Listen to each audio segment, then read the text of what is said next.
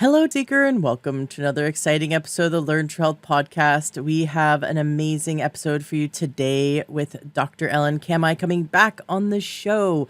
She was with us in last episode 536, part 1, where we discussed using herbal medicine to support our immune health and to eliminate or control pain and also support the body's ability to heal itself while we're going through injury or illness. Today, we're diving into understanding the HPA axis, the hypothalamic pituitary adrenal axis, and how that plays a major role in everything from migraines, obesity, digestion, back pain, insomnia, energy. The list goes on and on. A lot of times when we go to a doctor with symptoms, the doctor starts treating the symptoms instead of going upstream to the root cause of the problem. There are hundreds of problems that are all caused by a dysregulated HPA axis. And so today you're going to learn about how to support your HPA axis and how to support your body's ability to come back into balance and your body's ability to heal itself. Here at Learn True Health, we believe in the body's innate and God-given ability to heal itself. We grew ourselves from a single cell into over 32.7 trillion cells that are a symphony within a symphony. In fact, one biologist once said that the single human cell is more complex. There's more things going on in one human cell than all of Manhattan. And if you can imagine how busy it is in New York City, let alone, Manhattan, you think about Manhattan, you think about just everything that's happening, and imagine one human cell is more busy than that. It's more busy than all of New York. There's more things going on, and we're just scratching the surface. Every day we're just learning more and more and more. And yet, there's this ancient medicine, long before pharmaceutical drug-based, chemically patented-based pharmaceutical interventions. And I'm not saying we should ignore those. I'm saying we should look at the whole picture. If you needed an entire toolbox to fix a car, but I only let you have access to one of the shelves of that toolbox, how effective would you be at repairing that car? Maybe you could change a tire, but you couldn't change the oil. I don't know. Point being, if we want to take care of ourselves, we really should have access to and an understanding of the full plethora of what is available for us. Holistic, plant-based medicine, so herbal medicine, for example, was used even by medical doctors up until about the 1950s, when, because of the way their education was manipulated by the pharmaceutical industries, those practices fell by the wayside. And yet we have effective, easy to use herbal remedies to support the body's ability to heal itself. We have access to so much now. And because you're listening to this, because we have the internet, we can start exploring. We can start finding practitioners. Doesn't have to be even in our town or our city. They don't even have to be in our state or our country. We can connect with people worldwide and learn how to support our body's ability to heal itself. I highly recommend checking out our previous episode 536, where we began this talk with Dr. Kamhi. And you can listen to it out of order. You can continue listening to this, then go back to the last episode if you haven't already, because it's a wonderful journey to learn from her. And also, I encourage you to go to my website. My name's Ashley James. If you are new to this podcast, welcome. I've been doing this podcast now coming up on 10 years. It's amazing. I can't believe it. And together, we are learning how to heal our bodies and learning how to create true health, which is a balance of emotional, mental, spiritual, and physical health. You can go to learntruehealth.com and use the search function to find dozens of episodes on topics that you're interested in. And also you can schedule a free phone call with me. I'd love to help you. I've been a holistic integrative health coach for many years. I am now a proud author. I published a book last year called Addicted to Wellness. You can check it out by going to learntruehealth.com/addicted to wellness. And I'm also an anxiety cessation expert. That's something that I do talk about, but not as often. I think I should talk about it more because so many people suffer with anxiety. And I've been teaching people since 2005 how to eliminate anxiety. Can you believe it's been 20 years? What? That's crazy. I have been helping people for 2 decades to completely eliminate anxiety from their life. And so I have these amazingly powerful tools that I can teach you. So if you want to work one-on-one with me, I'd love for you to hire me as your health coach. You can also sign up for a free consultation if you'd like to have a chat with me. I love talking to you guys. Like I love connecting with you. I have so many resources. So if you're sick of suffering from physical ailments, or if you just really want to have that peace of mind and you've been struggling with anxiety or insomnia or depression, or, struggling with food and not knowing how to eat healthy or get on the right track to getting your energy back, just any of these things, please book a free consultation with me. I'd love to help you. I have some amazing resources that I can send your way. One of them being the phototherapy patches, which has been so life-changing. And also, I've got some amazing tools that I could just point you in the right direction. And then if you want to hire me, you are absolutely welcome to. If you want someone to hold your hand and guide you through, I'd love to be there for you as well. I also really recommend checking out takeyoursupplements.com. It's a fantastic resource if you're ready to take your health back and take your life back. The supplements there, the protocols that they have saved my life coming up on 13, 14 years ago. It was right around 2011. That's when I got on their protocols, and they helped me to reverse what I was told was irreversible PCOS and infertility. And I have an amazing son to prove it, that we conceived naturally after getting on these supplements. They helped me to reverse my type 2 diabetes, my chronic adrenal fatigue, which was amazing to have that vanish as a result of nutrition, as a result of natural supplements and diet changes. So what I'm saying is that there's so much suffering going on out there, and I was in it. I suffered for years while being cared for by MDs, by medical doctors, and they really didn't have any answers for me. Now, I believe that drugs in the medical system, like the hospitals and those clinics, those are good tools. We're like, when we break our arm, or when we get into an accident, we want to have them at our disposal, but they really fail us when it comes to supporting our body's ability to heal itself. They just don't have those tools. So this episode, this entire podcast, my over 500 and now 37 episodes are dedicated to showing you that there's a world out there that isn't in the mainstream media. And that's a whole other topic as to why. But it's here for you. And it's been around for a long time, and it's proven itself. It's proven itself effective. And it's also gentle. And it is something that it's about coming back to ourselves and nourishing ourselves and supporting what our body actually needs to heal itself. So dive down this rabbit hole with me. Enjoy the ride. It's a lot of fun. If you're new, welcome. If you've been a health nut for a while, I know I'm preaching to the choir. Please share this episode with those you care about. We are going to help end the suffering of millions of people through helping them learn true health. Enjoy today's episode. Welcome to the Learn True Health podcast. I'm your host, Ashley James. This is episode 537. I am so excited for today's guest and to have back on the show Dr. Ellen Kamhi from, your website is naturalnurse.com. And we had Dr. Ellen back in episode 536. That was like part one. I feel like we're just going to jump right into part two. We talked about some amazing things about herbal medicine. You should be a national treasure. There should be like Secret Service guarding you. The amount of information you have, it's life-changing. And I'm so happy that we have you here today, because you are going to change lives today with the information you're sharing.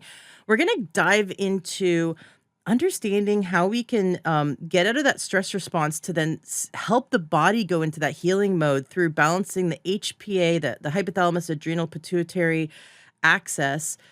And that's so cool. But first, I really want to talk about the fact that you have very affordable online courses, one coming up in March. I'm so excited. I'm joining it. I'm going to be one of your students, and I'm inviting my listeners to come join.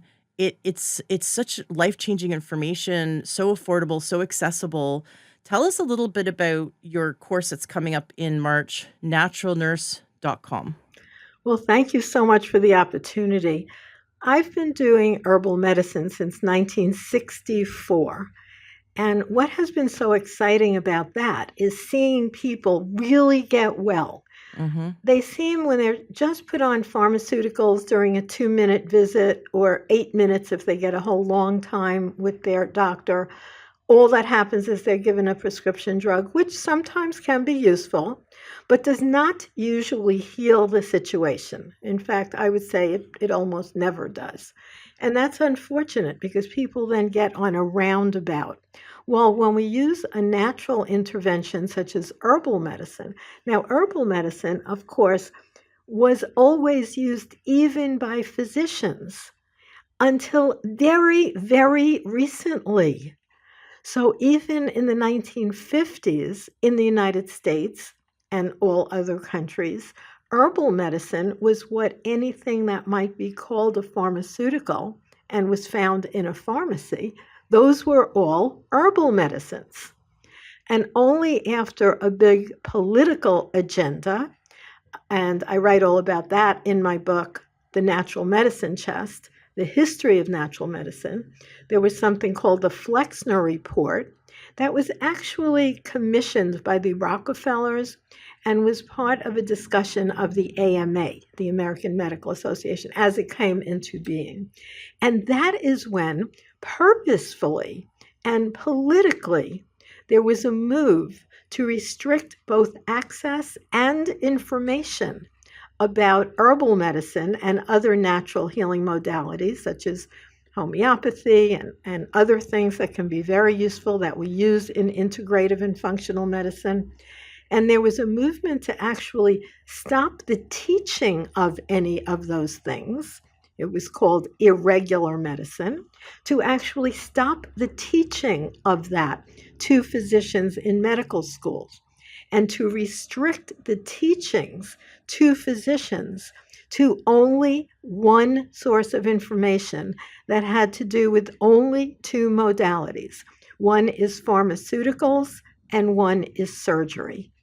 So when people say, how come my doctor did not tell me about this? It worked so great and it was so inexpensive and it had no adverse effects. Why didn't my doctor tell me about this particular natural healing modality, such as herbs, which we'll be talking about now?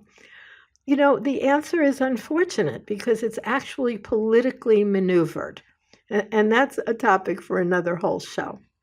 But as I came into my understanding of natural medicine, which actually happened for the first time when I fell off a horse and had a very severe back injury, which, doesn't heal on its own. And I was told I needed surgery, which would be appropriate in most cases. But I sort of had a little bird talk to me, I would say a spiritual revelation. So look into that, because the doctor had told me I would never walk again without surgery, but I did not believe it. So I went to the local library and looked through the card catalog, for those of you old enough to remember those things. They're little drawers that you pull out. Remember, there was no internet. There were no credit cards. This is a long time ago. But I looked through the card catalog about natural therapeutics for a hurt back, which I had. And I found so much information. And I actually got in touch with all those places I read about, such as Dr. Bernard Jensen was one. All of his writings are still worth diving into by any of our listeners today, as well as I myself wrote 18 books. They're all listed on my website at naturalnurse.com books. So Dr. Bernard Jensen and many other people that I studied with all talked about using herbs for healing. So that is really where I got my start. And one thing that I have noticed over many years, because I'm very involved with the American Herbalist Guild, and the American Herbalist Guild is an excellent place to get information about herbal medicine. But I do notice that many of the in-depth trainings that are offered to the public are very, very, very expensive. So therefore, it's going to be limited only to those people of high means to be able to take some of those courses. So I specifically decided as a give back to society to have a basic class in herbal medicine so people can do any one of the above. They could either be able to intelligently decide what herb or group of herbs, like an herbal protocol, would be the right thing for them and their family, just locally for themselves, their family, and then also the course incorporates for healthcare professionals who are already doing something that now is being called integrative or functional medicine, which means natural health suggestions for their clients, how a professional also could intelligently and correctly put together herbal protocols. So that's why I started this class. I think it's been going on about 15 years. So it's new next to some of the things I've been doing for 57 years or more, since 1964, in terms of herbal medicine. So this class, I think, is wonderful, and I love to share it with people. It's given through the Florida School of Holistic Living, which is a wonderful organization in Florida that does both online training as well as in-person training. I do a lot of in-person as well, where we go out in the field and identify plants and actually make them into medicine. That's part of herbal medicine. So in this class, the Natural Nurse Basics of Herbal Medicine actually also offers 18 CEUs for anyone who does have a license. So that might be a nurse or a massage therapist or a holistic practitioner of some kind who is also a licensed health professional. So that's why we put this class together, to be useful for anybody who really wants to study herbal medicine. And it's broken into 4 classes. We have 1 class a month. The first one is called The Basics of Herbal Medicine. And here we learn the fundamentals and essential terminology that is relevant to herbalism. Just like nurses, which I'm also a nurse, I'm a PhD RN, nurses have a little, a cliquish language like everyone does. Hairdressers do. Everybody has their own little cliquish language. And in the first class, we have assignments. So we meet for an hour and a half. It's usually on a Sunday for an hour and a half in the morning. And you're also given tons and tons of handouts. And that you're given to actually download and keep forever in your computer. They're given as PDFs. That would be both what I use to lecture from and discuss from, as well as many other handouts about that topic. And there is quite a bit of homework. Now, if you want to just listen in and not do the homework, that's fine.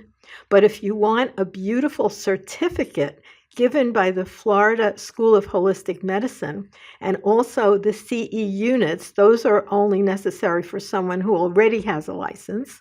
If you want to get those, then you have to do the homework. And the homeworks are very in-depth because the homeworks are where you learn. So you would look up all these special words like for herbal medicine so you could talk to another herbalist. Like, what is a cholagogue? Do you know? If you do, you're probably pretty well versed in herbal medicine. And what is a mucilaginous agent? And when would you use that? So that's the kind of thing that we learn in the Natural Nurse class. And so, if anybody wants to take it, you can just go online to naturalnurse.com, classes and events. The second class is botany and botanical nomenclature, because if you want to talk about herbs, then you really should understand a little bit about the actual plants that you're talking about. So the botany class covers the importance of Latin names when communicating with other herbalists, and something very special called the doctrine of signatures. The doctrine of signatures is a very special thing that has to do with the fact that a plant, when you actually look at the plant, can tell you, because of its shape and its size and its function and its color, it can actually tell you what it is used for in the body.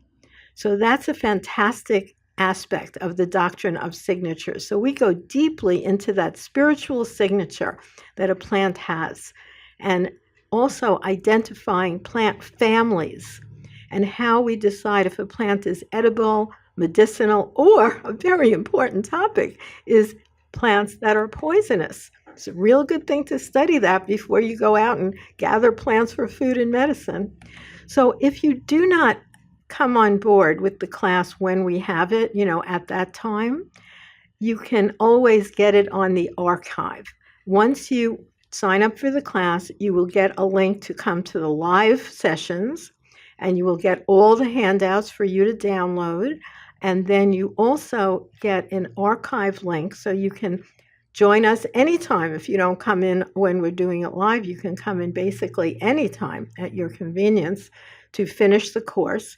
And you have about a year to hand in all the assignments. The third class is very specific. It's called Using Herbs for Yourself and Your Family. Now, any of these classes, by the way, you can take just that one class rather than the full series. You can always take just the one class.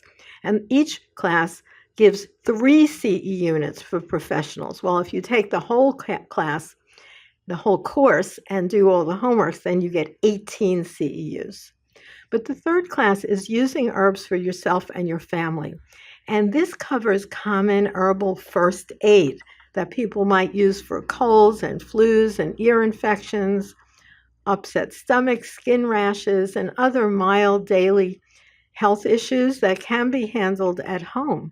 And actually, herbs are much better than, let's say, the over-the-counter pharmaceuticals, where if you read some of them, they have still a long list of possible adverse effects, as well as dyes and coloring agents and all kinds of things like that. So even if you just want to know how to use herbs for yourself and your family and put together your own protocol and have me review it and go, yeah, that's pretty good, or not, and why not, and where you could look for better information. So that's the class 3, which is Using Herbs for Yourself and Your Family. And then we wrap it up with the 4th class, and the 4th class is actually about our very deep spiritual connection to plants. This is called actually feeling the consciousness of plants, because since ancient times, people have experienced plant communication.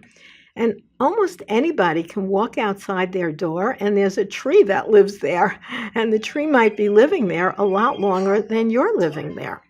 And it will validate the reality of that feeling that you have. Most people have that feeling, but what's so interesting is that scientific investigation now completely supports the fact that plants do communicate. In fact, there are cellular structures on every single cell in our body. There are specific structures for what's called interdimensional communication and intra, and even among species. There are specific cellular parts of each and every cell that is for communicating with your own species. So with humans, that would be called intra-species communication if we're speaking to another human. But let's say your dog comes over and he can or she can tell you that they want to go for a walk. That is intra-species communication. We're communicating with a different species. Guess what? We have those same receptors for the messages that plants put out. And now they're actually being measured. The actual ancient shamanic healers always were able to tune into that. And so can we if you learn those techniques, as well as learning dowsing. That's another great technique to communicate. So besides that, getting back to more scientific-based stuff, you definitely want to know exactly how to do herb-drug communication in terms of herb-drug interactions. Before you take any herbs or suggest any herbs for any particular person or even a pet, you really need to know what possible herb-drug interaction would happen. So in terms of plant dowsing, there are definitely techniques to use. And then when we're talking about herb-drug interactions, it's very important to know which are the best websites to use. And before you're going to start bringing a lot of herbs into your routine or suggest that someone else does, you really have to take a list of their drugs and then look up herb-drug interactions, because sometimes that can actually be dangerous. And I'll give you one example here. Let's say you're working with an elderly person. And unfortunately, unlike myself, and let's say my mom's 96, and she's on exactly 0 pharmaceuticals. But that's very unusual. In fact, when I do take her for a checkup or something, the doctor will send in 4 people because the first person came in, there was nothing on the list of her pharmaceuticals. So they send someone else and say, "Oh, my dear, I guess you don't understand this question. Let's look at your list of drugs. Oh, you don't have it? Okay, let's ask your daughter. Maybe she knows them." And I'll back her up and say 0 is the answer. She is not on any pharmaceuticals. And it's like a shocking thing when I think it should be really the normal thing. However, when you have slight imbalances of one kind or another, an herb usually can help bring it back. It should be the remedy of first choice. And later, if all else fails, and of course you need to look at things like exercise, stress reduction therapeutics, all kinds of natural remedies, and then you might want to consider a pharmaceutical. But really, most people should get through their entire life with not one single pharmaceutical. That's actually my belief, and as a PhD RN, I think that even more so, because we understand the science. So those are what those 4 classes are. And again, if you are an acupuncturist, a massage therapist, an RD, a midwife or nurse, or anyone who has a license, then you can get the 18 CE units that are through the Florida Department of Education. And other people in other states take it and also have submitted it to their licensing bureaus, and it is accepted. But if you don't have a license, then you just take the class for your own edification, and you also still get a certificate saying that you completed the course. And it's nice for people who are herbalists, such as an RH. An RH is a registered herbalist. And if anyone's interested in becoming an RH, I am a mentor who bring people through that whole process, which this class, the Natural Nurse Herbal Certification course, can be used towards your RH. The RH is more comprehensive than just this class and involves quite a bit of study. And it's really, in the United States, one of the only recognized certifications so that it's standardized, meaning anyone who's an RH, which is a registered herbalist through the American Herbalist Guild, they all have to complete the same kind of educational processes. So anyone with an RH is definitely a knowledgeable herbalist. So that's the class called the Natural Nurse Herbal Certification course. You can find it at naturalnurse.com and then go to classes and events, because we have lots of other things going on, sort of every day, lectures, etc. I love it.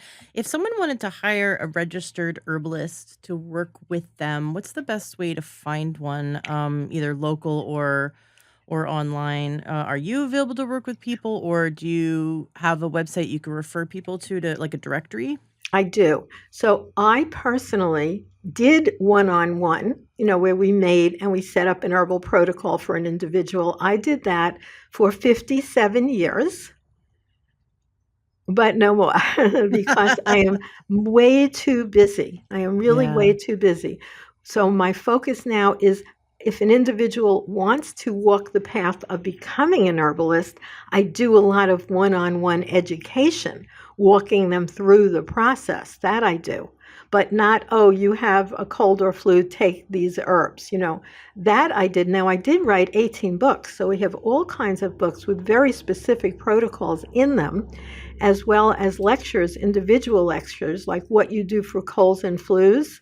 And you can take that from my on-demand site. That's Natural Nurse Academy. And those are only, like $35. So we're talking about really low-cost information. But to become an RH, you can work with a mentor. I do that one-on-one. And that is through a specific organization, which is called the American Herbalist Guild. And the American Herbalist Guild is who grants the RH, which is a registered herbalist. And that's my favorite, let's say, certification for people to get who would like to call themselves an herbalist, because there are many, many programs around who grant something called Master Herbalist. And when you look into the different programs who teach it, and then it goes to Master Herbalist when you're done with their program, there's no coherence necessarily. Some of them are excellent and in-depth, and some of them are, like a 3-hour class, and all of a sudden you're a master herbalist. Kind of like other things, like a holistic health counselor. There are some that are excellent, a health coach. Someone who has a certification as a nurse health coach is deeply qualified, and other people who call themselves a health coach because they took an online course for a week and never even took anatomy and physiology are not well trained. So that's the difference. An RH is a very well trained, knowledgeable herbalist who has gone through all the requirements of the American Herbalist Guild. So the American Herbalist Guild, if we were to look that up, do they have a directory so I could Yes, so anyone who's listening could find someone who is certified by them and local to them, for that's example? an excellently stated question to make it clear. So people can just go to the American Herbalist Guild, type that into your browser, American Herbalist Guild. And once you get to their site, they do have a directory of registered herbalists. And then I do think it's set up maybe by state. So you could find someone local if you want to work locally. And of course, nowadays, one of the positive things that I think happens because of that whole, COVID incident was it really opened up people being able to work with people at a distance. And a lot of people are much more comfortable with that now. So you might find an herbalist right down the street, or you may find one anywhere in the world that you vibe with, that you would like to work with. So that is a good place to find an herbalist. If someone is an RH, I can't promise you that you will love that person or work well with them, just like any doctor that you work with. But I can guarantee that they are a well-trained, knowledgeable herbalist, because to become an RH, you have to go through quite a bit of training. Wonderful. And I'm very excited to take your classes. So I'm going to be going to naturalnurse.com. I'm going to be signing up. It starts in March. So I'm going to make sure I sign up before March. And of course, even if people, this is evergreen, people can be listening to this years from now. Go to naturalnurse.com and sign up for whenever the next class is. Just to check it out, just to learn, just to continue our own education, and of course, all your books. And let's go back and listen to episode 536 if you haven't already. We learned so much, and I'm so excited to dive in. Before we do, I want to let you know what you shared with us about the immune stuff helped so much. My whole family, going through the holidays, we, were around people who had the crud. And several times I woke up in the middle of the night throughout the last few months, and just a few times where I woke up and was like, okay, I feel like maybe there's something in my throat, a sore throat's coming on. I immediately took that homeopathic you recommended, put it under my tongue, went back to bed, woke up fine, no problem. And it was just the first sign of any kind of symptom. And I was actively around people who were coughing, and my friends had fevers, and I was running over to their house to deliver goodies to them, to natural stuff to them to help them, including that homeopathic. And when my son got sick, I gave him all the remedies that you suggested, and he just blew it out of his system. And we saw it. It made such a difference. So episode 536 is worth its weight in gold. Thank you. Well, really, is that's so the great. best. That's why I called one of my books is called The Natural Medicine Chest, because everyone should set that up in their house ahead of time. Yes. Especially for anything that, people get, like sore throats and little colds and things like that, upset stomachs. You should have that all there ahead of time, both herbal and homeopathic. So when someone in the family needs it, it's right there. And even to stock the whole entire chest with high quality remedies is not terribly expensive. And also, a good herbal extract never goes bad. So if you buy it now and you need it 4 years from now, it doesn't go bad. So you can use it then. The And same with homeopathy. homeopathics, right? Exactly. Yes. And so literally moments after we hung up from our last interview, I went and I purchased everything you recommended, and I had it ready. No one was sick then, but I was like, I am going to be prepared. And we were prepared, and we used them throughout the crud season. And it was great. And of course, all of us, we talked about how a lot of people get sick because they actually eat way too much sugar. They overindulge in alcohol and sugar, and staying up late, and the stress, and just everything that we do between Thanksgiving and New Year's lowers the immune system. And then we kind of blame the pharmaceutical industry created the PR campaign of it's flu season, get your flu shot. Where really we're not taking as great care of ourselves during that time. So my focus for my family was make sure that we take care of ourselves. And if we do get exposed to some germs that our body starts to respond to, that we can dive into those natural remedies quickly at first sign of symptom, to help our bodies overcome very quickly. And it did, and it worked. And it was wonderful. And I thank you for that guidance. And I bet you've helped so many of my listeners with that. So I'm just equally as excited to dive in today to learn more about what herbs we can do for the HPA axis. And of course, maybe we should start by talking about, well, what is this HPA axis, and why is it so important that we have some herbal remedies for it? Oh, yes, we will do that. But I just want to say, just now, since you did bring up everything about dealing with these various seasonal challenges, the FDA just today decided that the new vaccines have to have stronger warnings, because a lot of them cause a Beret syndrome, which is like a neurological problem. And that has to do with what we're talking about today. So this is, very much being watched. And so the more you're prepared naturally, the less you come in contact with some of those very harmful kinds of therapeutics. So that's a great idea to talk about stress, like you said, and support for the HPA axis. And we'll talk about what that is. But I will say I have an article that I wrote, which is in several major journals, and it's called Herbal Support for the HPA Axis. So if anybody wants a copy of that full article, I can actually email it to them if they request it. And it'll have a lot of what we're talking about today. It was published in the Journal of Integrative Medicine, way back, in fact, in December of 2016, but everything in it is still, physiologically correct. So we talk about things like yeast and microorganisms and all the things that can cause stress in your body. And then looking at how the HPA axis, which really has to do with your endocrine organs.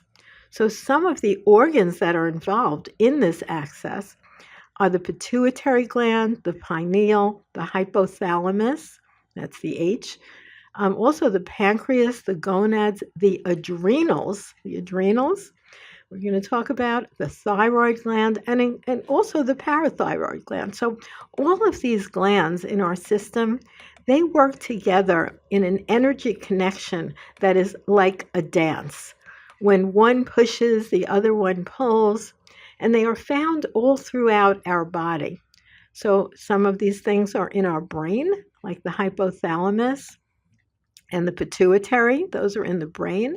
The thyroid gland, anyone can look these up now. It's so easy to find. You don't have to go to medical school to take a look at it. It looks just like a bow tie, which is really interesting in a spiritual aspect when you think about someone wearing a bow tie. Where did that shape come from? And exactly where it's placed. Did you ever look at that? Like the thyroid gland is wow. right where a bow tie would be if a gentleman uses it on his collar, and it's that exact shape. So all these, representations for me always have like a spiritual significance. And when we see how they play together, like a symphony, and the different hormones that are involved with each. For instance, in the hypothalamus, there's a lot of different hormones like dopamine and growth hormone and gonadotropin, which has to do with sexual action, oxytocin, all kinds of hormones, and they play in an intimate dance with the pineal gland, the thyroid, the pituitary, but each one has kind of a special focus. Like if we look at the HPA and we look at the hypothalamus for the H, it controls things like body temperature, hunger and thirst, and also, interestingly, parenting and attachment behaviors. Wow. Like when you feel like you're in love with someone, it's really monitored by hypothalamus activities, as well as fatigue, sleep, and circadian rhythms, which are the rhythms that go on a daily basis in our body. So it's really interesting to see how they interact. The pituitary gland, which is just like a little protrusion under the hypothalamus, has to do with growth and blood pressure, which we'll discuss another time, sexual function, how your thyroid works, as well as aspects of pregnancy, childbirth, and nursing. So they all, it's not like you can actually divide these things up into one or another. The adrenal gland is very interesting because one thing is the adrenal gland has an outer covering. The outer covering of the adrenal gland is called the adrenal cortex, and that releases certain hormones, which we're going to be talking about, cortisol, because cortisol is also known as the stress hormone, and also DHEA. Those both come from the cortex, which is the outer covering on the adrenal gland. And then there's the inside of the adrenal gland, which is called the adrenal medulla, and that releases epinephrine and norepinephrine, which maybe some people have heard of. Like, for instance, they actually use that at the dentist in an injection when you're going to get your teeth worked on in terms of the epinephrine. And it works, it's helpful for pain reduction, but it also causes some people to get heart palpitations. So everything has two sides. So where are the adrenal glands? Everybody can actually massage their adrenal glands, because if you know where your kidneys are, which are in the small of your back, if you just round your back and put your two fists back there, and you will feel what's called the small of your back. Right in there is your adrenal glands. They are sitting right on top of your kidneys. And many people, if they reach back there and massage that area, they'll find that there's a soreness there. So it's really a good thing to pay attention to, because the adrenal cortex releases cortisol and cortisone. And this has to do with stress, physical activity, low blood glucose levels, and also there's a difference with short-term cortisol release and long-term cortisol release. And people could probably even sort of know when that's going on. For instance, short-term cortisol release is when, let's say, you step off a curb and a car is coming fast and it doesn't hit you, but it almost does, like you jump back from it. You will feel that cortisol. Anybody has felt this at some time. Something happens that's, worrisome, but it puts you into what's called that fight or flight response. And when you're in that flight or fight response, you get that rush.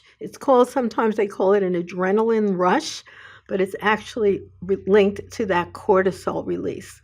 And different things happen, like it narrows the arteries, while then the epinephrine, which is also released, causes the heart to beat faster, and you'll feel that heart palpitation when you're in a stressful situation.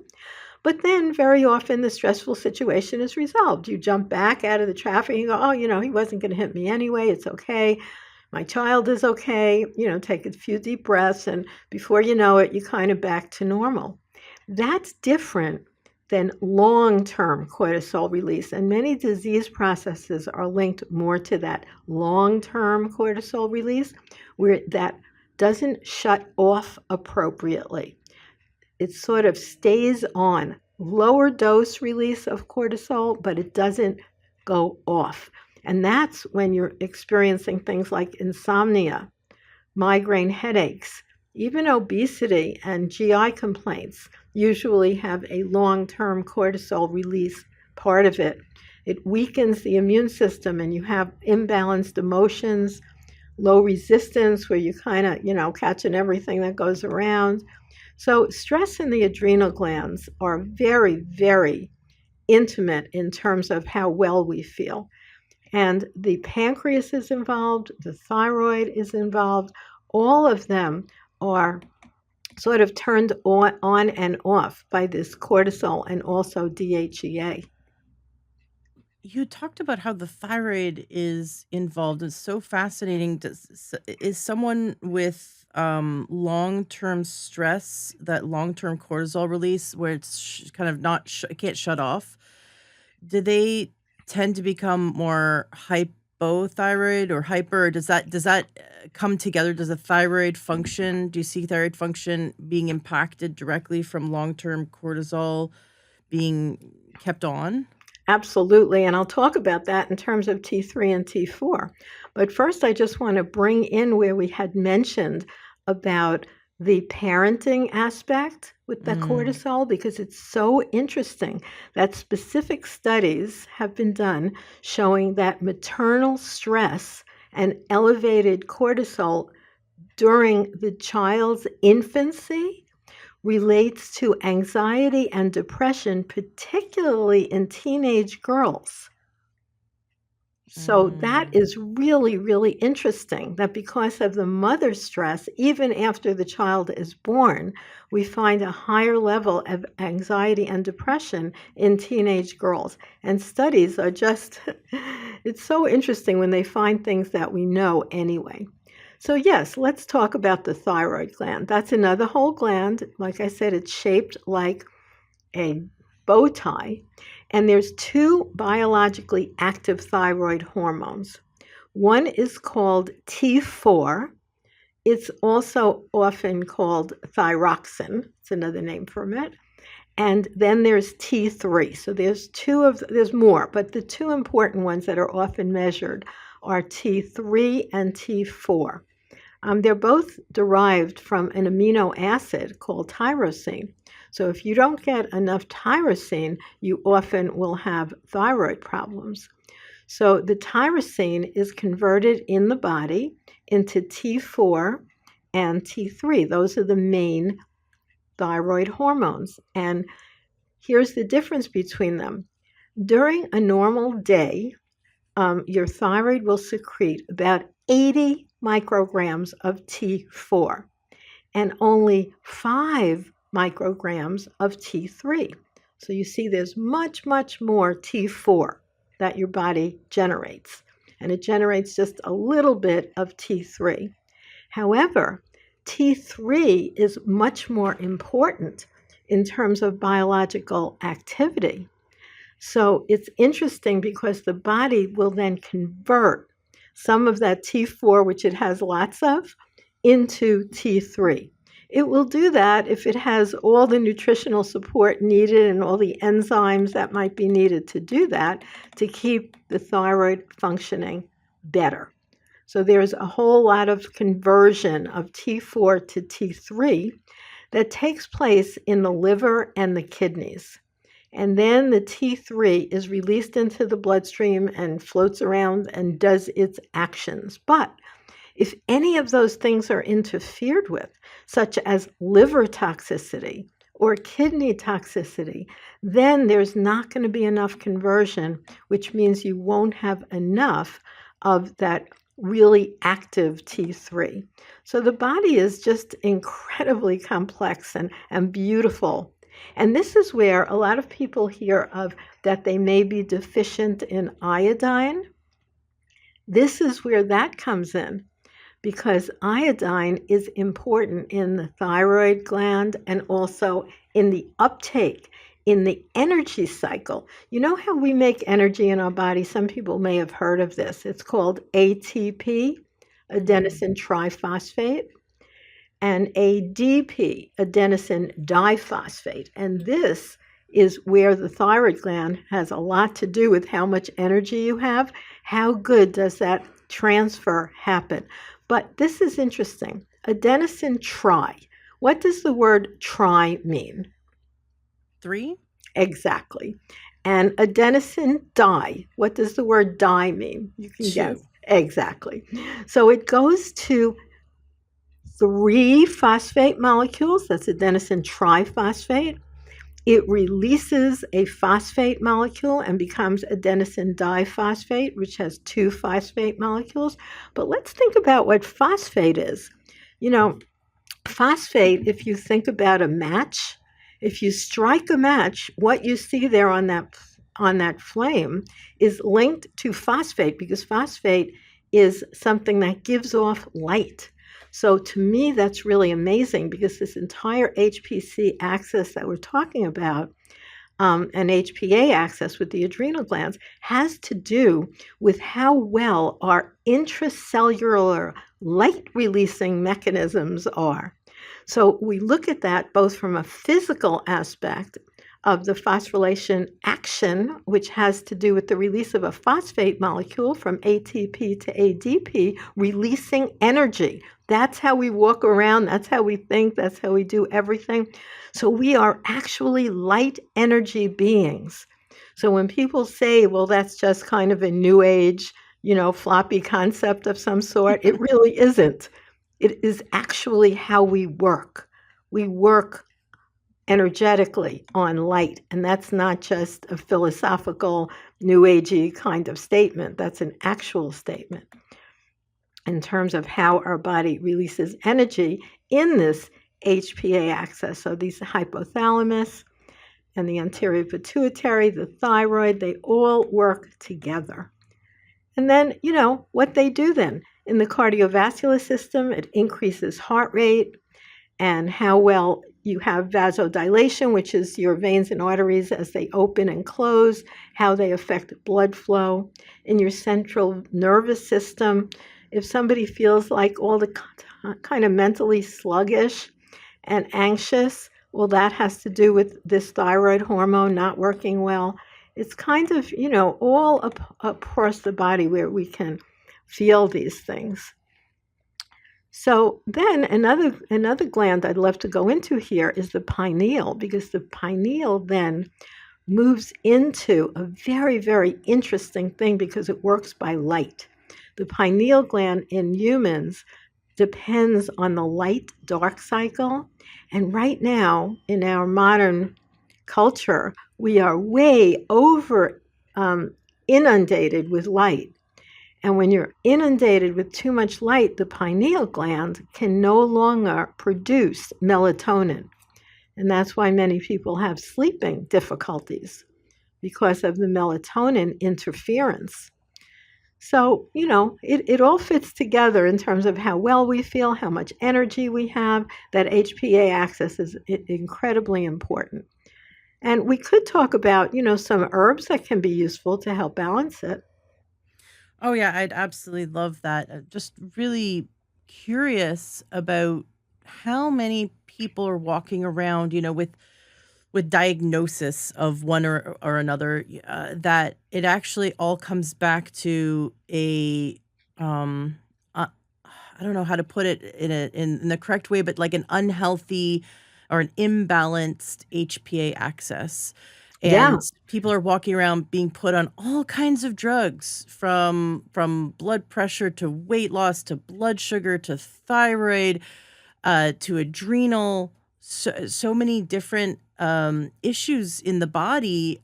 And it's actually, this is what my frustration, I'm sure yours as well, that so many MDs, and because of their training, they're not taught to go upstream and support the body's ability to heal itself. And that's what we really need. We need to stop looking at drugs as the answer, and look inward at the body as the answer. The body wants to heal itself. We got to give it what it needs and get it of its own way. And just how many different, could you name a few illnesses that people suffer, common ones that people suffer from, that when they balance their HPA, and of course, obviously, make sure they're doing all the appropriate lifestyle, like lifestyle medicine things as well. But when they balance the HPA, like with herbal medicine, those issues resolve. Like, what are the more common issues that we would be able to see resolve yeah, by helping the body heal its HPA access? definitely. I'll just name a few. Insomnia is very big, migraine headaches, um, obesity in general, having too much weight that you can't get rid of, um, any kind of GI complaint, like ongoing things that are called like Crohn's or this, that, or the other name that they give them. Would you believe when you go to a gastrointestinal doctor, they do not do a food diary? Mm. That is criminal because lining your gastrointestinal tract is actually the biggest part of your immune system. It's called IgG. There's different parts of our immune system, which would be a topic for another day. But IgG is the part of the immune system that completely lines the whole entire gastrointestinal tract. And so, if you want to do a test for food allergies, a good test would be an IgG food allergy panel. So you can see when that food hits your gut, how it reacts. Now, that's also linked in to the cortisol, because when too much cortisol is there, then the IgG cannot function correctly. It gets turned off. It gets turned off because your body is put into a fight or flight mode, even though it's a slower long-term one. So then your body decides, well, it's not so important to digest properly because I might have to run at any minute. So let's keep it so that my muscles can run. So all of that is true. All of those things are linked to this specific access of hormones dancing together. Also, a weak immune system, which of course leads to every illness. And just on a daily level, having low energy, imbalanced emotions, low resistance, and just a general low level of well-being are all leaked into this particular group of hormones, which when they work well together are in constant communication. And they kind of talk to each other, they turn each other on or they turn each other off. And even things like having a very strict vegan diet can definitely interfere with the amount of tyrosine that you have. And if your tyrosine is too low, then you're going to have trouble keeping up with the T4, T3. So we talked about T4, T3, that is your thyroid hormone. So all of them, in balance, you're feeling better than when they're out of balance. And taking one pharmaceutical or other is probably not, like you said, going to back and balance all of those things. And neither is just taking any herb either. I just like herbal interventions because they will often deal with what's going wrong, and they're like food. They have different nutrients in them that can address various parts that you might be missing. Then there are specific diseases that happen, like Graves' disease.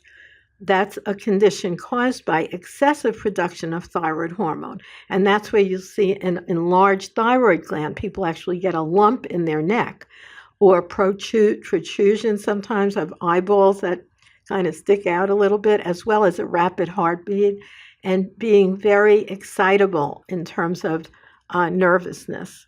So those are things that can be really recognized even by a doctor.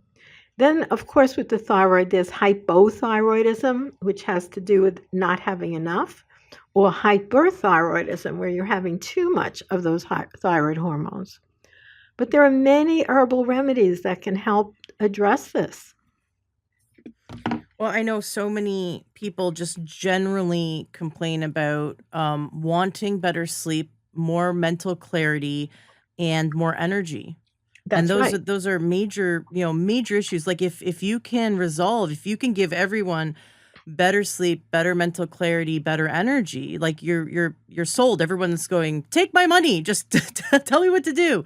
And then what Well, yeah, but I don't find that they actually will often do it, because one of the first things you have to do is get more dark in your life, because light is one of the main things that throws the HPA axis off, because it's actually scheduled to have a lot of dark. And I mean real dark. I don't mean looking at your phone dark. I don't mean having the TV and lights on in the room, or the little lights that are even on the clock, or the little light on the modem, or all of that interrupts the production of melatonin, which has everything to do with sleep. And just popping some extra melatonin is definitely not a good idea either, because melatonin itself can be toxic when it's in an unnatural, irregulated form. So the solution is lights out, put a eye mask over your eyes. That is a good And idea. And yeah, meditate. Meditation actually naturally increases melatonin. Deep really. meditation. It could be just prayer. It doesn't have to be meditation with one guru or another, or saying some mantra. It can just be deep prayer. But in other words, getting into that deep state of quiet mind. And there's some very good studies on that as well, that can help your body produce more melatonin. So there are natural things you can do. First, recognizing that it's a problem. And then there is self-awareness that's so important, but also the ability to change habits. Like, it sounds easy. Oh, eat healthy. But how do we do that, right? Get more rest. Well, how do we do that when we have, if you're raising 3 kids and everybody's got to get to school and you're having a full-time job, it's not necessarily so easy. Going to sleep when you put your kids to sleep, I know it sounds crazy because so many moms are like, but that's my me time. And if you go to bed when your kids go to bed, you will have your me time in the morning before the kids wake up. Like, I had an amazing morning before my son woke up this morning. And my whole personality has always been a night person. I had to train myself. I had to basically protect my sleep, get very protective, like a pit bull, get very protective of my sleep, and do that little switch in your head that goes, my health is more important than scrolling through whatever social media or whatever I was gonna like do on a screen at 10 at night, and protect your sleep. And I do notice deeper sleep, better sleep when I wear an eye mask, even just because you want to block out even the tiny little light that might be coming in through the street lamp, just tiny little light, totally block it out. And I get much deeper sleep, and I feel so much better in the morning when I protect my sleep and keep that keep the light out. I like they said get darker because the moment you said that I thought, are we going to talk about dark leafy green vegetables? That's part of it. But definitely that eye mask is great. And there are different ones. The one I always recommend it's like you put it over your eyes, but it's not flat on your eyes. Yes. It's almost like cups, Yep. but then it goes around and it has a specific brand and a specific name, but there's several of them. The reason is because then when you go into different sleep stages, like REM sleep and the various sleep stages, which is another whole discussion in and of itself, when you have the ones that press right on your eye, it stops your eyes from fluttering because it squishes in your eyelashes.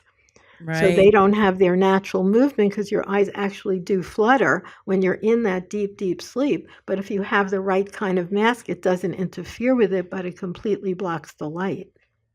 Yeah, that's such a good point to make. Because so many people just have those eye masks that do touch the eyes, and I have long eyelashes, so I like, and I don't want anything. And I couldn't stand the feeling of something like pushing up against them. Um, but you're right, you got to get the ones that are like cupped, and and I can't believe that blocks the deeper sleep. That's amazing. If you don't have the cupped kind. Um, Wow. So, Yeah. okay. So we have a good understanding of the different issues, and I've actually been diving into studying the hypothalamus when it comes to metabolism, which is really interesting. How it regulates um the hunger, how it regulates, that whole obesity thing, how it plays a really big role, and that our diet, for example, saturated fat crosses the blood-brain barrier and impacts the hypothalamus, and it impacts it causes inflammation, and it impacts our desire to eat more, and gain more weight, whereas eating a cleaner, healthier diet, and there's certain lifestyle things we can do actually impact metabolism, but from that standpoint. But if we're balancing the whole system, it's exciting to know that if someone's suffering from one or more of those things you mentioned, that they'll have some really good results to look forward to. So, And they um, do. That's right, Ashley. It has to do with a commitment to oneself mhm, and really reversing that concept that, well, if I just go to this doctor or that doctor, then it will be taken care of. But with the big movement towards those GLP-1 drugs, the weight loss drugs that are yeah, becoming so popular, um, they definitely do help people lose weight, and they do address some of these issues, but they do it in a way that has quite a bit of negative impact and side effects. yeah. So what they actually do is make people have less of an appetite, so they eat less. But there's lots of natural ways to do that. Like when you exercise more, you have a lower appetite, for example. And is it black cumin is something that lowers appetite? Yes, in fact, black cumin, which is an oil, that's one thing that I really love. There's a combination of omega-3 fatty acids along with black seed oil. Black seed oil is black cumin oil. It's black seed is another name. It's for the seed of the cumin. Now, it's really amazing because it's also highly antimicrobial. So that is a really good thing to add into your diet, black seed oil. Oh, interesting. Yeah, I actually just bought the actual seeds because I was gonna grind it up myself and add it, to my food. Good And idea. so yeah, I'm gonna play around with it. Um, it isn't that wild that something we can take so natural, can have it be in our own kitchen, and can make such a positive difference. I'm really I feel very sorry for the people who those doctors are getting them on the GLP drugs, because studies are showing that people, not only they lose some fat, but they lose muscle mass, and we're seeing they actually lose heart muscle. And bone. And That bone. that is like, you want to protect your heart, your skeletal muscle, and your skeleton at all costs. This is your longevity. This is your health in the second half of your life. And if you're wasting that for like 20, 30 pounds of fat loss, it's you're robbing Peter to pay Paul, and you're actually gonna end up, coming up short, basically, by robbing yourself of the parts of your body that are going to take you healthfully into the rest of your life, right? So it's very scary that, and you never get on a drug that's new. That's you Yeah, just you're right. It's don't hardly be a guinea tested. pig. So we'll Yeah. see what happens with that one in 20 It's years. so But sad. there certainly are a lot of herbs that have been used for thousands of years. And one that I love to share about is mimosa. And if anyone has ever seen a mimosa tree, in the spring it gets these feathery, beautiful pink flowers. The name of the plant is albizia, the mimosa tree, and it's called the tree of happiness because it Oh. calms the spirit and relieves constrained emotions. So when we go deeper into how does this work, we know that it's very high in specific active medicinal constituents called saponins, such as triterpenes and flavosaponins, and they also very high in quercetin. And quercetin is definitely a known nutrient that helps with staying calm, helps the adrenals, and helps the heart. So all of these are found in the mimosa tree, in particular the flowers. So of course you can only get it when the flowers are out, but you can purchase a product that might be made with it. And it's a nervine, which means it calms our nervous system with both immune regulating and cancer inhibiting effects.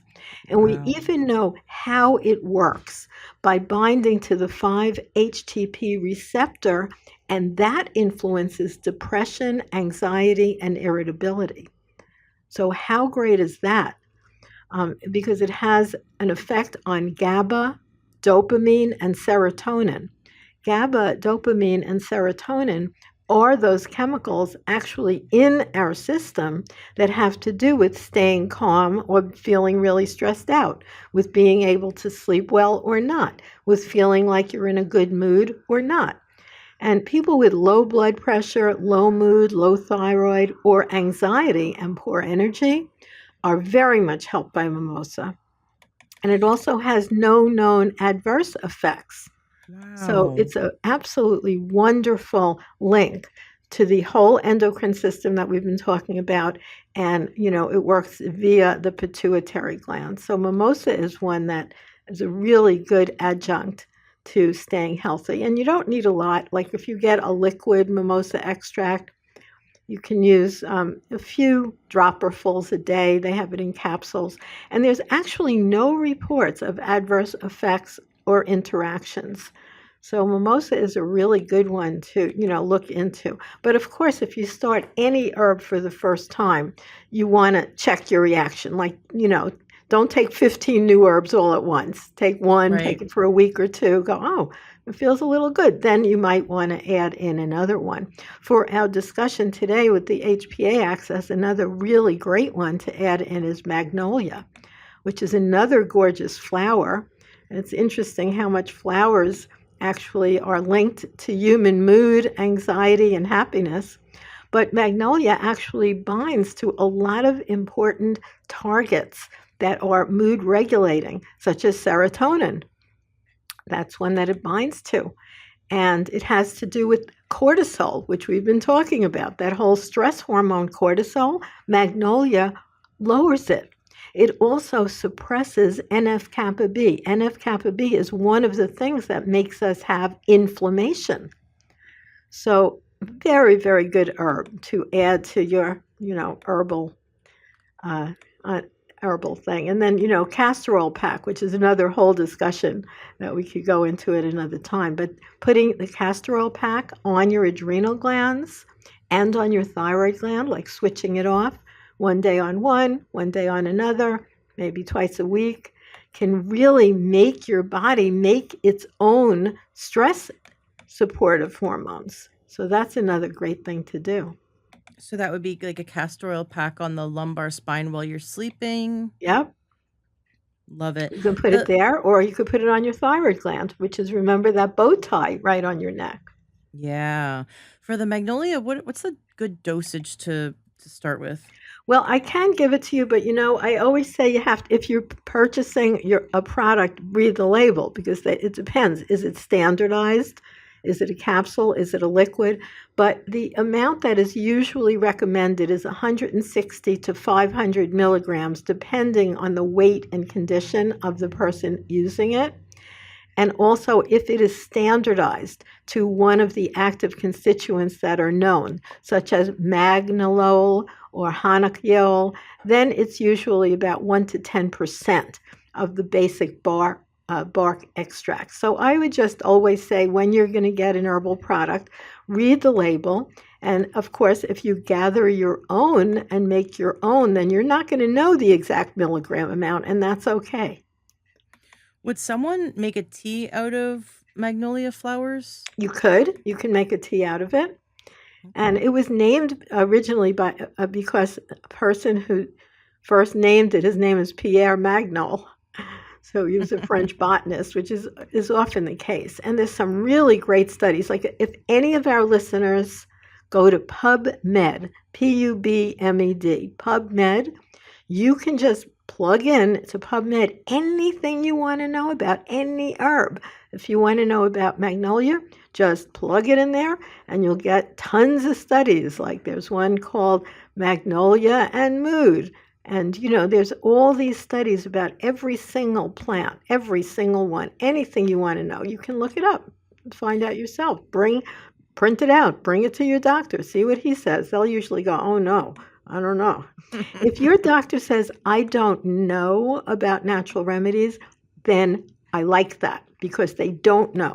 Because remember, we talked right at the beginning about the interruption of medical education because of the Flexner report, with them specifically taking out any knowledge about natural medicine. So that's honorable. If your doctor says, I don't know because I didn't study it, but I will work with you, you can take it, just report back to me. Do you feel calmer? I'll do some blood work to make sure everything's okay. I'll listen to your heart to make sure it didn't make your heart, that kind of thing.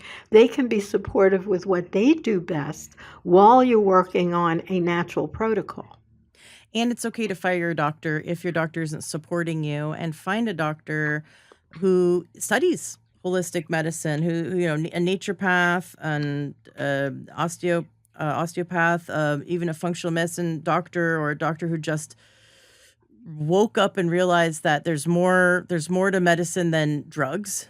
And that so many of these MDs come on the show and they all have that revelation. They realize that their profession really was limited in supporting people's ability to heal themselves, and they want to dive deeper. And you deserve to have a team of practitioners that want to support you in getting as healthy as you can be.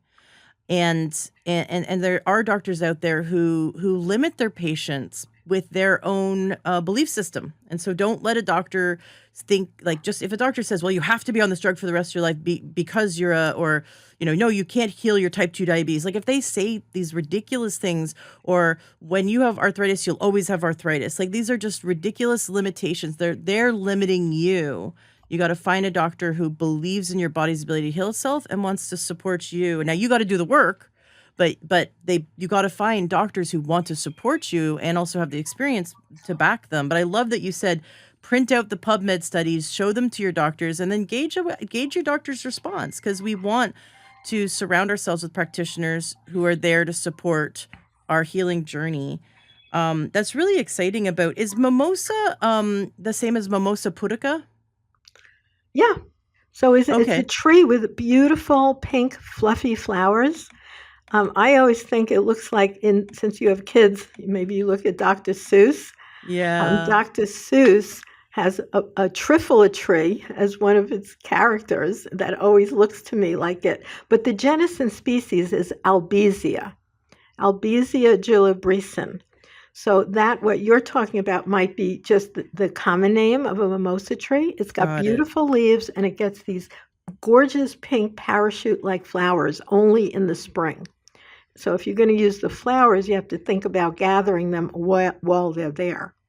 And Actually, also the no. bark. The bark is used as well. Okay. I actually know a mimosa tree in my area. So I'm excited this spring to go look at its flowers, and maybe I can get my really tall husband to help me harvest some. There you go. Yeah, I've Husbands used. come in handy. Yeah, I love he's really husbands. tall. The Mimosa pudica seeds are used in, I believe, Ayurvedic medicine as one of the antiparasitic. They have antiparasitic properties. That's how I know it from. But it's really cool how you take a plant like a tree, and the bark does one thing, the leaves do another, the roots do another thing, the flowers do another thing. It's just, I love that part of herbal medicine it's so beautiful in that way. It's so true. So we have three things to start with: the mimosa, the magnolia, and the castor oil. Is there anything else that would be really good to know to bring the HPA axis into balance? Yeah, well, we did talk about other things like getting enough darkness. Oh yeah. That is so important. And in our common life right now, it's actually difficult. You have to make a specific effort because just going to bed and kind of shutting the light off, like you said, does not do it. So I would say that's a good place to start. People do use melatonin as a supplement, and for some people that's really helpful. But I don't particularly like the use of melatonin as a supplement because unlike an herb, melatonin is a specific hormone and it's produced as a chemical when you take it. So I'm not a big fan of actually taking it unless you get it measured and your doctor can measure your melatonin level. And if it's actually low, then it might be worthwhile to take it. But it's being overused, even in the natural products industry. In almost every natural herbal combination for rest, they'll throw in some melatonin. And I'm not a fan of that. But there's a lot of other herbs that can be useful, like valerian, passion flower, really great. Passion flower, by the way, although it does create rest and calmness and is very supportive for the HPA axis, but how it's got its name, people think it's a sexual enhancer. That's another whole show, and I did write a book on that called The Natural Guide to Great Sex. But it's actually not about passion. It was named because the Jesuit priests, when they came to the New World and saw these gorgeous passion flowers growing, thought that it was the doctrine of signatures, another thing we mentioned earlier, of the passion of Christ, because the petals inside and the little stigmas are in the shape of 5 nails. So that's how passion flower got its name, not having anything to do with love and lust passion, but actually having to do with the passion of Christ. Most people don't know that. But passion flower is a really excellent carminative, calming the system, but without making you sleepy. So if you're someone who just needs a little bit more stability and calmness because of the HPA dysregulation or for any other reason, during the day while you are going about your daily chores, passion flower is a very good one to use. Cool. I was going to ask about when the best timing would be. Like valerian is maybe better in the afternoon or Oh, yeah, evening? that will knock you out. No, valerian you want to take really, maybe an hour before you really want to go to sleep. Another thing you can use it for is if you wake up in the middle of the night and can't get back to sleep, valerian can be useful. But the first time you take valerian, you have to gauge your personal reaction, because while it does act to calm many people and even act as a sedative and help them sleep, some people it has the opposite reaction, to where it actually is agitating and makes them not sleep. And that does happen at times, depending on a person's, wiring. So it's a good thing to try it by itself once and see how it does for you. I have it by my bedside. I don't take it every single day, but if it's one of those days there's a lot on my mind and I'm having some trouble falling asleep, I will take it, and it definitely helps. But I'll combine it with a homeopathic also. That's helpful for sleep. I always combine homeopathics and herbs. Do you have a specific homeopathic for sleep you'd recommend, or is it Yeah, more I have one. individual? No, I Okay. have one it's a branded product, but I'll tell you the name of it. It's called Calms Forte, like the word calm with an S, Calms Mhm. Forte. And that is very mild and gentle. I've used it on my kids when they were little, and it's really, really helpful without any kind of side effect. Oh, I love it. Um, how much valerian is a good place to start for people? So it depends again on what Yeah. kind of extract are you going to use. Is it going to be standardized to where you know how much active you're going to get, or is it going to be like let's say a Nature's Answer alcohol-free full plant, in which case you want to take about 1,000 milligrams, which would be one dropper full.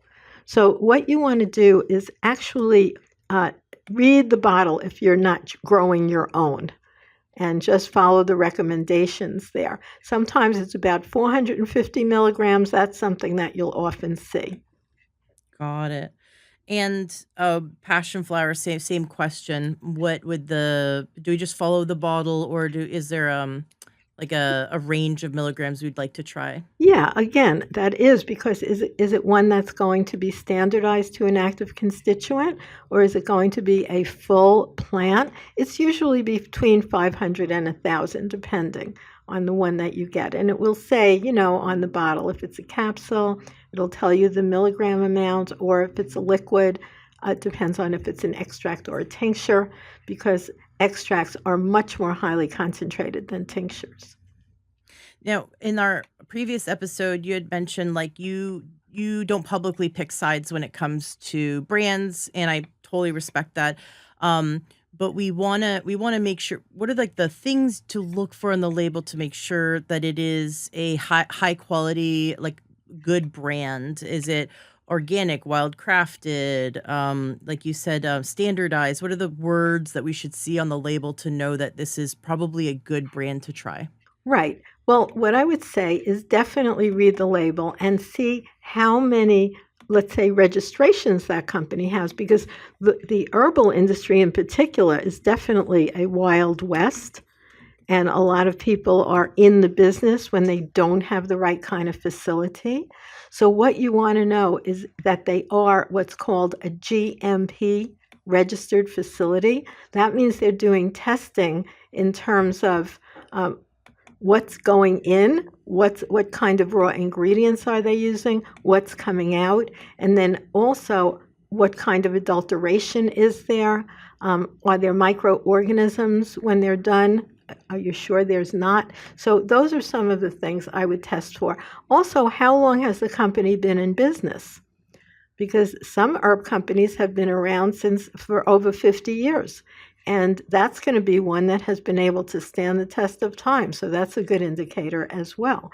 Also, if you're Jewish, do they have kosher products? If if you're a Muslim, is it halal? That might be important to some people as well. Got it. And vegan, although most most herbs are vegan, but Well, I uh think all herbs are vegan. I never met an herb that's an animal, but I mean, the yes and no, capsule because the when you go in, capsule could yeah, the be, capsule yeah. itself, that's right. The capsule itself, if you're using capsules, might be a bovine or a porcine, which is from pig. That's absolutely true. Or it might be a vegan capsule. So if that's important to you, that's another thing to consider. But I just want to take back that, because when we delve into Chinese medicine, they do use animals and plant parts as Right. part of the medicinal components. So sometimes they do, you're right. Right. We talked about that in our last interview, a really interesting muscle that actually decreases pain, and I was just floored. I thought it was the cool, such an interesting thing. So listeners, if you haven't gone back, check out 536, episode 536, for that information. I love what you've laid out for us. We've got the go to sleep with an eye mask on, do some deep prayer meditation, do some deep breathing. It's okay to go to bed early, and then you have a beautiful day, wake up with the sunrise, and you'll be full of energy. And the thing is, you actually feel better in the morning, and you have more energy, and then you're more productive, and you just everything feels better when you get that deep sleep. And that deep sleep does require us to have a little bit of self-discipline later in the evening to keep things, like you said, dark. And we've got the mimosa and the magnolia. All of these things are going to be in the show notes of today's podcast at learntohealth.com. All these notes I'll make sure are there. And of course, we transcribe all episodes at learntohealth.com. I'm really excited to try some of these with my son, and who's 10. Are there any counterindications for children? Obviously smaller doses, but like valerian tea, like one of those like nighttime teas with valerian, is that safe for If children? it's a tea, I would say yes. How old is your child? He's almost 10. Oh, yeah. So how much does he weigh? That's what we really go more by. Oh, He might probably be not. over 100. No, he's probably 85, 90 Yeah, pounds. right. So he's getting Yeah. close to 100. So at that point, it's not the same as a 5-year-old, who weighs like 40 pounds or a 3. So with that kind of weight, there's very little herb that you need to be worried about, especially if you're talking about buying just tea and making tea. That would not be a high concentration, so it's not a problem. You could try it. And for people who have, like, let's say 5-year-olds who are really hyperactive and it's hard to get them to go to sleep at night, would making a small amount of valerian tea be I know safe? when we're getting down in the 4 and 5-year-olds, I would go more with a combination of like very relaxing herbs like chamomile, hops. Those would be good ones for younger children. Like chamomile, hops, and peppermint. That might be a nice combination. There's something called sleepy time tea, which is specifically for children. That would be a nice combination to use.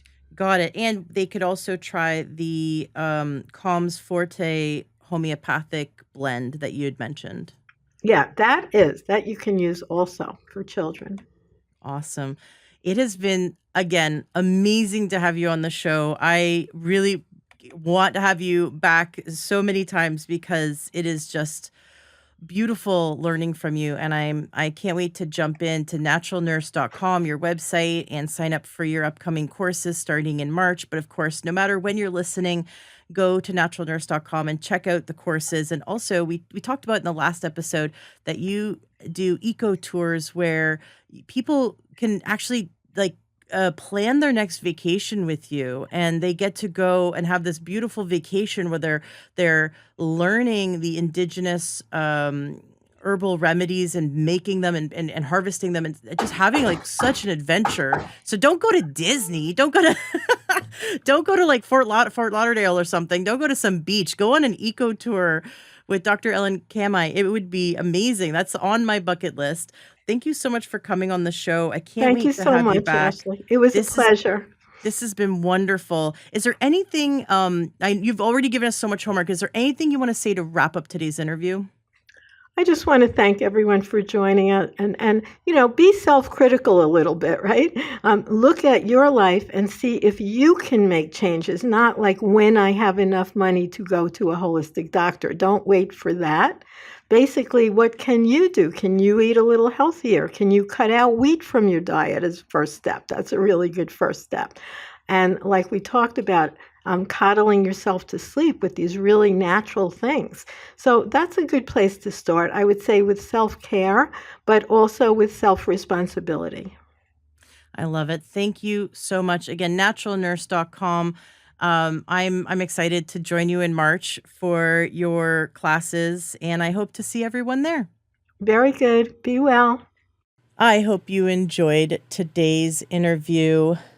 It was just so mind-blowing. I absolutely love Dr. Kamhi. I want to let you know that if you haven't already made an appointment, it's a free consultation with Jennifer Saltzman. Go to takeyoursupplements.com. Jennifer Saltzman is absolutely phenomenal. And the supplements that she works with are the same ones that helped me get my health back 13 years ago, coming on 14 years. They're the reason why I was able to conceive. I was told I'd never be able to have kids. They're the reason why I don't have type 2 diabetes, chronic adrenal fatigue, why I don't have infertility, why I don't have PCOS, and just got my life back. So go to takeyoursupplements.com. She has a wonderful program and she works with you. It's an individualized system.